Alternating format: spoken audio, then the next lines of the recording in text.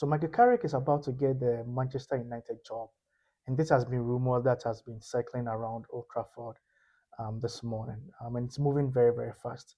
So Manchester United will speak to Michael Carrick about taking up the job permanently at Old Trafford before the end of this season. And this is according to say Sky Sports, but I think it even goes even deeper than that. So United's executive structure, so we are talking about the CEO Omar Barada, and then the director of football, that's Jason Wilcox. They're all set to formally recommend Carrick to Sir Jim Ratcliffe next week. From what I'm understanding, the proposal is basically ready, and all is left is for Ratcliffe to sign. So let's look at how Michael Carrick got here. Let's cast our minds back to January when Amorim was sacked. So Carrick was brought in when Manchester United were 13th. He was brought in as an interim manager until the end of the season, and with no promises, basically, just come and do the job and go. Then 4 days later, he won 2-0 against Manchester City at Old Trafford. That's Man U's first debut win in about 3 or 4 years. So I think from that win, the vibe around the club, I'll say, kind of shifted. And he didn't stop there. He went also ahead to win 3-2 against Arsenal at Emirates. And that's United's first win against the Gunners. That's since 2017. Then he won against Fulham, then Spurs. So that made it kind of like 4 wins in the bounce. So that was looking at Champions League spots, looking like it getting being clinched.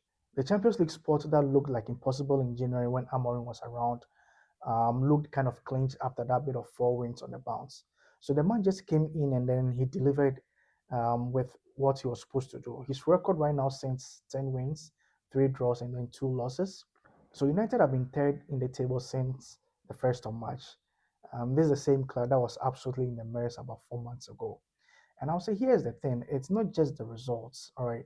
It's the people inside the club. I would say they're kind of impressed with the work that Michael Carrick has done and how he handles himself around the players and then around the club. The media, the players, the culture, there's been kind of like a shift since Carrick came in. I think one thing that Amorim didn't do very well was the situation around Kobe Menu.